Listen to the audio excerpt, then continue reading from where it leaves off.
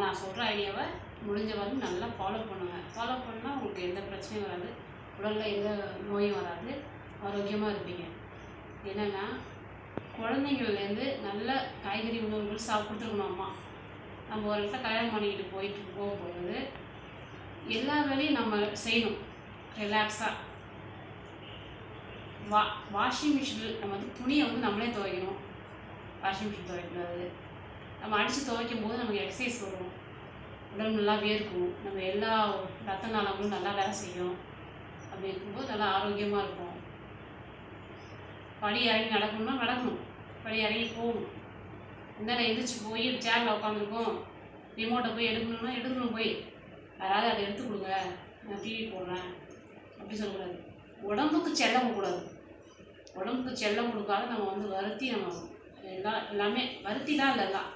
நம்ம அம்மா அப்பாலாம் வந்து அரைப்பா அரைத்தாங்க, களை வெட்டினாங்க. மாசமாக இருக்கும்போது தண்ணி இழுத்து பைப்பு கிணறு இருக்கும், 30 அடி தண்ணி இருக்கும், அதை வந்து கயிறு போட்டு இழுப்பாங்க. நான் மாசமாக இருக்கும்போது இழுத்துட்டு இடுப்பில் ஒரு குடம் தள்ள ஒரு குடம் வச்சு தூக்கிட்டு வந்து வச்சு தண்ணி குடிக்கிறது நம்ம வைப்பாங்க. முடி தண்ணி எடுத்து குடிப்பாங்க அந்த டம்மரில். இப்போ நம்ம என்ன செய்கிறோம், சொச்சு தட் பண்ணுறோம், அப்படியே தண்ணி வருது, குடிச்சிடுறோம். தண்ணி எங்கேருந்து நம்ம குவாலிட்டியான தண்ணி எங்கேருந்து வருது என்னன்னு தெரியாது. ஆனால் வந்து பூமியிலேருந்து எடுத்துகிட்டு வந்து அதை வடிகட்டி வச்சுருந்து குடித்தாங்க. உடம்பு ஆரோக்கியமாக தான் இருக்குது. இப்போ mineral water, fridge, washing machine, grinder, mixie இதெல்லாம் இருக்கும்போது தான் நமக்கு வந்து எல்லாமே டச் பண்ணால் ஓடிடுது. ப்ராசஸ் சரி பண்ணி வச்சா போதும் ஓடிடுது. ஆனால் நம்ம உடம்ப கிழிச்சு கூறு போடுறாங்க.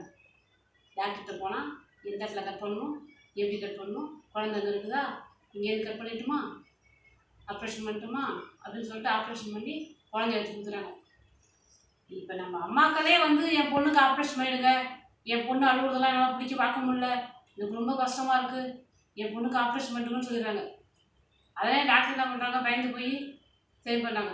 இப்போ ஆப்ரேஷன் இல்லாத ஃபெசிலிட்டி இல்லாத டாக்டர் போயிட்டிங்கன்னா அவங்க என்ன சொல்லுவாங்க, இருங்க உங்கள் குழந்தைங்க நார்மல் டெலிவரியே பிறக்கும், நீங்கள் கொஞ்சம் அமைதியாக இருங்க, பெயினை வந்து ஒத்துக்குங்க, பெயினை தாங்குங்க, பிள்ளைக்கு தாங்க சொல்லிக் கொடுங்க. 1000 முடிஞ்ச மட்டும் அவங்க வந்து நார்மல் டெலிவரி பண்ண வச்சுருவாங்க. ஆனால் ஆப்ரேஷன் இருக்குது, ஆப்ரேஷன் பண்ணுற ஃபெசிலிட்டி இருக்கிற டாக்டர் போயிட்டிங்கன்னா நார்மல் டெலிவரி பண்ணுற நிலமை இருந்தால் கூட உள்ளே அழுகக்கூடாது, கல்லில் கொஞ்சம் கூட தண்ணி கூடாது. ஆனால் ஒரு அருமையான குழந்தைய பெற்றுருக்கணும், ஆனால் கல்லில் தண்ணி விடும். அப்படின்னா என்ன பண்ணாங்க டாக்டரு, இவங்க ரொம்ப பிள்ளைய சொகுசாக வளர்த்துட்டாங்க போலது, நம்ம ஏதாவது அவங்க சொல்கிறத நம்ம பண்ணணும்னு வச்சுக்கோங்க, நம்ம வெளில போய் தப்பாக டாக்டர் சொல்லுவாங்க, நம்ம ஆப்ரேஷன் பண்ணி விட்ருவோம். நமக்கு பணமும் கொஞ்சம் எக்ஸ்ட்ரா வருது, ஆப்ரேஷன் பண்ணி விட்ருவோம். அவசரப்படுறது அவங்க தான். இந்த ஆப்ரேஷன் பண்ணுறதால அவங்க வந்து குடும்பத்துக்கு 2 வாரிசு தான் பெற்றுக்கலாம், அதுக்கு மேலே பெற்ற முடியாது. அந்த நேரம்லாம் இருக்குது. அவங்களால யோசிக்காத தான் சொல்கிறாங்க, நமக்கு என்ன அப்படின்னு சொல்லிட்டு அவங்க ஈஸியாக ஆப்ரேஷன் பண்ணி விட்ருவாங்க. அவங்க ஆசையை ஈஸியாக பண்ணுறாங்க. ஆனால் பில்லு மட்டும் நிறையா வாங்கிக்கலாம். அவங்க நார்மல் டெலிவரியோட ஆப்ரேஷன் அதிகம் நம்ம பில்லு இருக்கும். ஏன்னா அவங்க அம்மாவே 1 லட்சம் சம்பாதிக்கிறாங்க, அவங்க அப்பா 1 லட்சம் சம்பாதிக்கிறாங்க, அவங்க வீட்டுக்காக 1 லட்சம் சம்பாதிக்கிறாங்க. அதெல்லாம் இந்த பணங்கிறது பெரிய விஷயமே கிடையாது. எத்தனை ஆப்ரேஷன் யார் வேணாலும் பண்ணிட்டு இருக்கலாம்.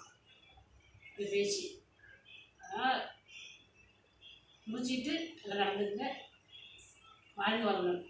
விஷயங்கள் உங்களுக்கு பிடிச்சிருங்க.